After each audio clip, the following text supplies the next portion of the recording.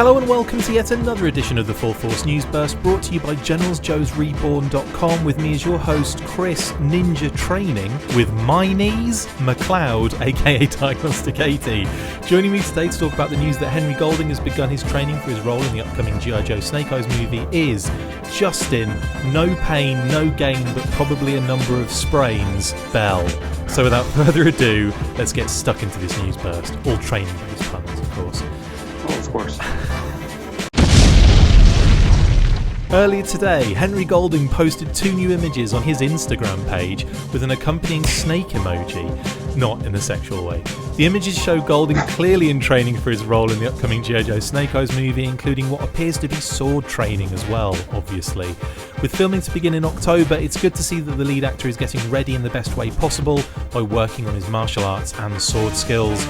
Justin, we did discuss that Henry Golding would need to get into training soon, so are you happy to see him getting ready for his role in the best possible way? Oh, yeah, absolutely. I think it's great to see some behind-the-scenes stuff, and it kind of goes back to what we were talking about during the last show where, whether or not we'd see, concept art and stuff like that. And I think, in the world of social media, you're going to see some more of this behind-the-scenes stuff. And I would say, most of the stuff we're going to see is probably stuff that has to be approved by Paramount or whoever. And I think, as if there was any doubt, I think this kind of lends some credence to the fact that Henry Golding is going to be Snake Eyes himself. It seems to be leaning that way. Yeah, totally. And I mean, a couple of things came out of this, I think. One, we had a few people kind of mentioning I believe it was Paddy actually, mentioned that, that's usually you get more time for this training. Usually you're kind of looking about 3 months of training for something like this, sometimes even longer if it's something that isn't part of your skill set, but you need to work on it. And with Henry Golding doing this, I mean, we're talking, we're like a month and a bit out? It's not much. Yeah. It's just over a month before they start filming. With that in mind, obviously, that is a short period of time, but something that Kate actually mentioned when we were talking about it earlier on, she was saying that, you don't really know what his background is. He may have, the guy's in good shape, so he's obviously doing something. I mean, martial arts is synonymous with that part of the world in any case. And I know that for a lot of children, a lot of people in schools and stuff like that, martial arts is an element of that they study anyway, isn't it, for a short period of time? If not, they can obviously do it themselves afterwards. But I'm pretty sure it's done in schools at some point, isn't it? I believe so, yeah. I have kind of limited exposure to the martial arts. I did Taekwondo for a while back when I was in college, and there is certainly, it's much more of a kind of school related sport and passion in that part of the world than it is over here, where it's mostly elective sort of stuff. Very culturally ingrained as well, isn't it? Exactly, yeah. And I'm not saying that every Asian guy can do martial arts at all, but we don't really know what he's capable of doing in that sense. And like I said, he's in good shape, so he must be active in some way, shape or form. So he's obviously going to be fine in terms of the ability to do this. But the interest I think there is that he's getting, and the other thing that was mentioned actually that Kate even mentioned was that we only found out, we found out about that he was going to be doing the movie quite some time ago. He probably knew before that. He also probably started training almost immediately, bearing in mind that time. So he's probably going to have at least two or so months under his belt of training, if necessary. Yep. So I think he's going to be fine personally in this case. Yeah, I think so. Yeah, especially a film like this where you've got to think, fight choreography is going to be a pretty big part of what they're doing. I'm sure they're not going to skim too much on the training. And look at the people they've got doing the choreography. If Iko Uwais is involved as well, as a stunt choreographer, as a fight choreographer, as an actor himself, and he's the hard master, so he's going to have to be teaching everyone, I think. Pretty much. We've got Andrew Koji as well. He's like, this is going to be, I think this is going to be like really cool, and I've been more excited just talking about like the raid. Do you know what I mean? Like talking about the raid and how impressive that was, from a martial arts standpoint. You're getting people that were involved in that film on this one. That can only be a good thing, can't it? Oh, absolutely. Yeah, I think, that film is kind of a pinnacle in martial arts and kind of fight sequences in general. So I think the fact that anybody involved in that is involved in this is just a good thing. It does bring to mind the element, like obviously martial arts is quite a brutal kind of art form, especially in the way it's going to be used in these kind of films. How do you think they're going to approach that with wanting, kids to be in, like enjoying it and getting on board and all that kind of stuff? I might be showing my age here, but in that sense of not making it too violent. Do you know what I mean? Yeah, that's a good question. I mean, it's a tough line to walk because, one would argue that the Star Wars films are obviously made, or maybe not made for kids, but are certainly made with kids in mind. Yeah. And there's a fair share of death and violence and whatever in those, but sometimes it's a little bit different with lasers and people in armor and stuff like that than it would be for normal humans. I mean, you look at the Marvel Cinematic Universe, and that stuff has certainly plenty of mature themes, yet is kind of done with kids in mind. But then you've got the other side of the coin where you've got something like John Wick, which is clearly gun porn, which is very much focused on the more adult side of things. So I think they will. I don't think they're going to pull any punches. I don't think you'll see, swords hacking heads off or anything like that. Yeah. But, I think it's tough to describe. It's a different day and age these days. Yeah.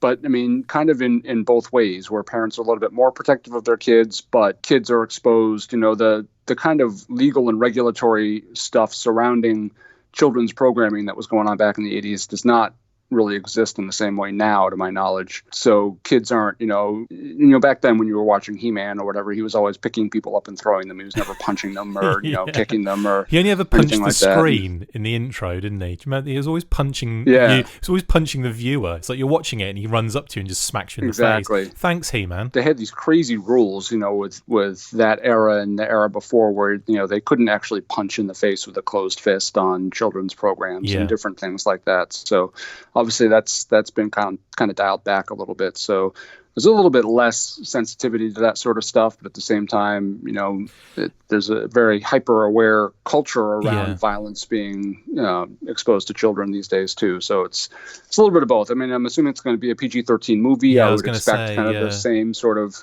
stuff you might see in the Marvel Cinematic Universe, where you just saw Avengers Endgame, you saw Ronan hacking people up with a sword, and obviously it was clear what he was doing, but he wasn't throwing blood everywhere, so it's probably something pretty similar to that. It's kind of almost like the PG through 15 rating that we used to have back in the day. Like those different ratings have kind of just been merged together, haven't they? Just kind of slowly formed into this new classification. Yeah, it's very rare that you see a straight PG film these days. It seems they go from accessible to the whole family to PG-13 R-rated, with not much in between. Yeah, no, it's like even Marvel do it.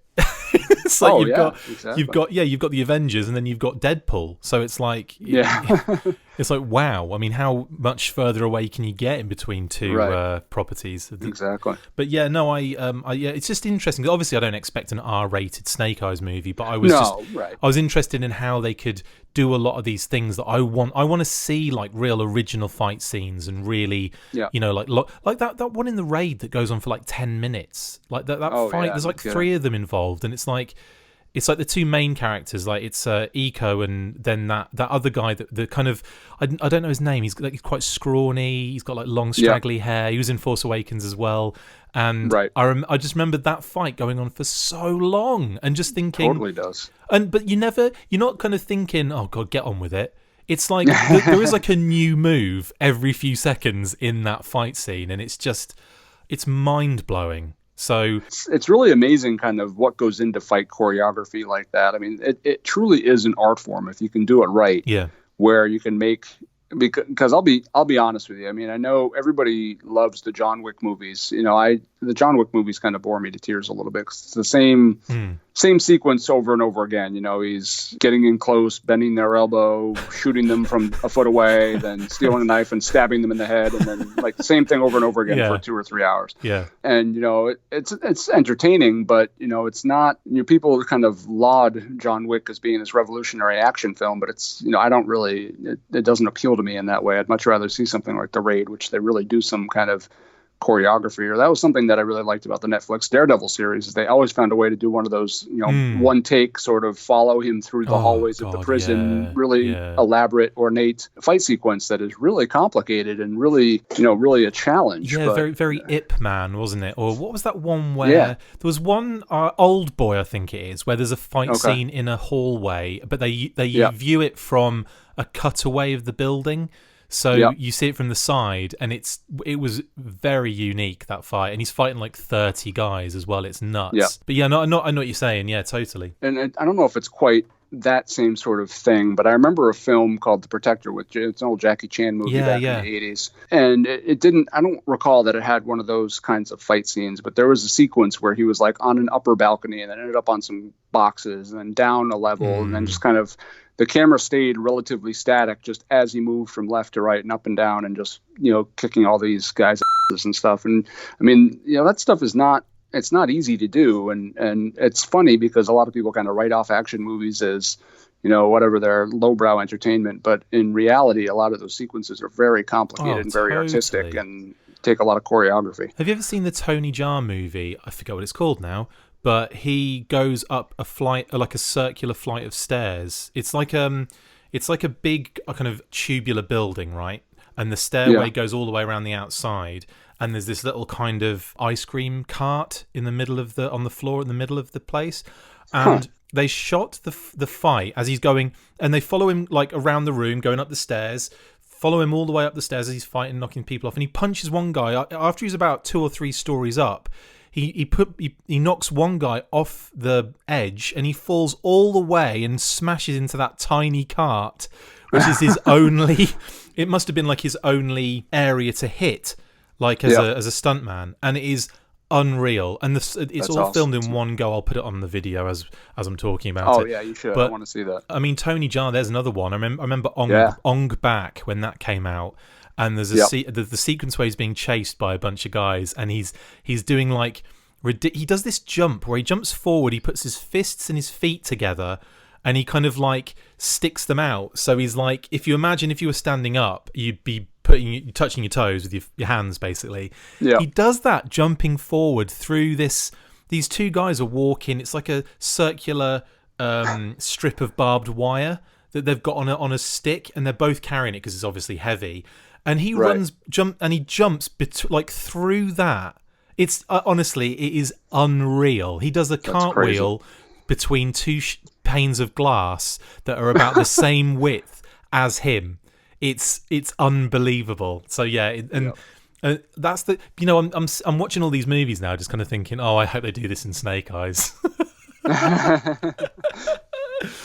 In any case, I'm getting more and more excited for this film. I don't know about you. Oh, absolutely. Yeah, definitely. Any of these behind the scenes shots that come out, I'm going to be really excited to see kind of how things shape up. And that's really part of the fun is seeing these isolated small pockets of either training or kind of set pictures or kind of promo pictures, and then seeing how they all piece together after the film is released. I mean, that's all part of the fun to me. It's just all the lead up and everything. It's really, really great. And to talk about the pictures quickly that he did post, there's one where he is kind of like he's doing some sort of sword technique with these trainers, and they're basically just mimicking each other's kind of movements and that kind of stuff. And the swords, or like the kind of training swords, I think they are like wooden training stick sword type things.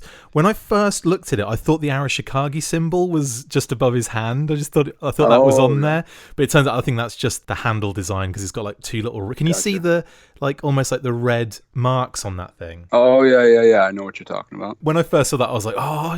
But then, I'm not sure what that could be, but it's probably just the wrappings on the handle. But yeah, I suspect, especially from a training perspective, it's not like they're actually shooting a scene from the movie here. So you never know. You know what they're like with branding. That's true. I'm also intrigued at the other shot because it looks like he's covered, but the other guy in the shot is kind of like covering a lot of that shot. Yeah, and I'm interested in what is being hidden, if you know what I mean. If there's like, like a move or a stance or something, or if is he, I'm very interested to see what comes out of like the behind the scenes. I mean, We've got some good stuff coming up, I think. We're going to have loads of this kind of flooding through from Andrew Koji, from Iko Weiss, and then we've got the Baroness. Hopefully we'll find out who she is. No kidding. Man, exciting times. Lots of cool stuff coming. Exactly. Very exciting. Anyway, dude, thank you for jumping on and chatting Golding with me. Anytime. That's it for this installment of the Full Force News Burst. Thank you to my awesome co-host Justin Bell. See you next time, and as always, full excitement force.